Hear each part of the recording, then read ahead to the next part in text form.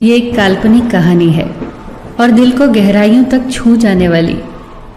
एक बार स्वर्ग में विचरण करते हुए कृष्ण और राधा एक दूसरे के सामने आ गए। विचलित से कृष्ण, प्रसन्नचित से राधा। कृष्ण सकपकाए, राधा मुस्कुराई। इससे पहले कि कृष्ण कुछ कह पाते, राधा बोल उठी, कैसे हो द्वारिकाधीश। जो राधा उन्हें कान्हा कान्हा कहकर बुलाती थी, उसके मुख से द्वारिकाधीश का संबोधन कृष्ण को भीतर तक घायल कर गया। फिर भी किसी तरह अपने आप को संभाल लिया उन्होंने और बोले राधा से, मैं तुम्हारे लिए आज भी वही कान्हा हूं। तुम तो मुझे द्वारिकाधीश मत कहो। आओ बैठते हैं। कुछ मैं अपनी कहता हूं, कुछ तुम अपनी सुनाओ। सच कहूं राधा, जब जब भी तुम्हारी याद आती थी, इन आंखों से आंसुओं की बूंदें निकल आती थी। राधा बोली, मेरे साथ ऐसा कुछ नहीं हुआ। न तुम्हारी याद आई, न आंखों से आंसू बहा, क्योंकि हम कभी तुम्हें भूले ही कहाँ थे। जो तुम याद आते, इन आंखों में तो सदा तुम ही थे। कहीं आंसुओं के साथ निकल न जाओ, इसलिए रोते भी नहीं थे। कान्हा, प्रेम से अलग होने पर तुमने क्या खोया, इसका एक आईना दिखाऊं तुम्हें। कुछ कड़वे सच प्रश्न सुन पाओ तो सुनाऊं। कभी सोचा है इस तरक्की में तुम कितने पिछड़ गए। यमुना के मीठे पानी से जिंदगी की शुरुआत की और समुद्र के खारे पानी तक पहुंच गए। एक उंगली पर चलने वाले सुदर्शन चक्र पर भरोसा कर लिया और 10 उंगलियों पर चलने वाली बांसुरी को भूल गए। कान्हा, जब तुम प्रेम से जुड़े थे तो जो उंगली गोवर्धन पर्वत उठाकर लोगों को विनाश से बचाती थी, प्रेम से अलग होने पर वही उंगली क्या क्या रंग दिखाने लगी। सुदर्शन चक्र उठाकर विनाश के काम आने लगी।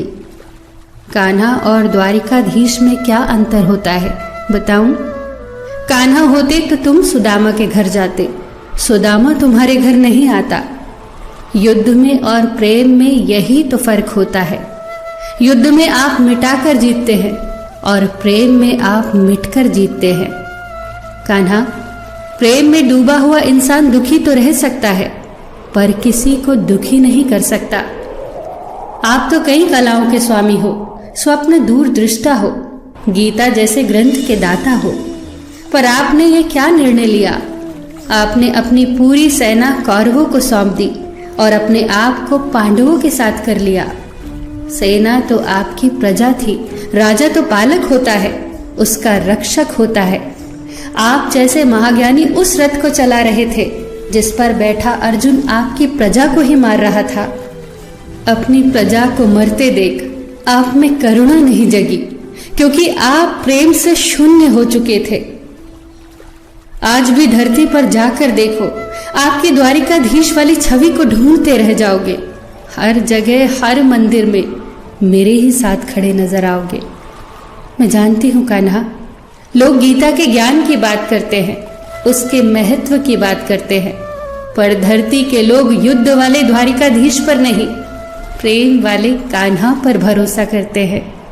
गीता में मेरा दूर दूर तक नाम नहीं है, पर आज भी लोग उसके समापन पर राधे राधे कहते हैं। ये कहानी काल्पनिक जरूर है, पर इसके भीतर छिपी सीख बहुत महत्वपूर्ण है। श्री कृष्ण के पास कभी किसी प्रश्न का उत्तर ना हो, ऐसा तो हो ही नहीं सकता, परंतु राधा द्वारा लगाए गए प्रश्न चिन्हों पर कान्हा मौन रहे। यही तो है प्रेम में समर्पण का भाव। पराक्रम में हमें हर किसी को हराना होता है, तब भी हम जीत कर भी हार जाते हैं, परंतु प्रेम में एक ही कईयों का दिल जीत लेता है। सही कहा है कि छोटी सी उंगली पर पूरा गोवर्धन पर्वत उठाने वाले भगवान श्री कृष्ण छोटी सी बांसुरी को दोनों हाथों से पकड़ते थे। फिर मिलेंगे दोस्तों अगली कहानी के साथ। तब तक के लिए अपना ख्याल रखना और हमेशा मुस्कुराते रहना।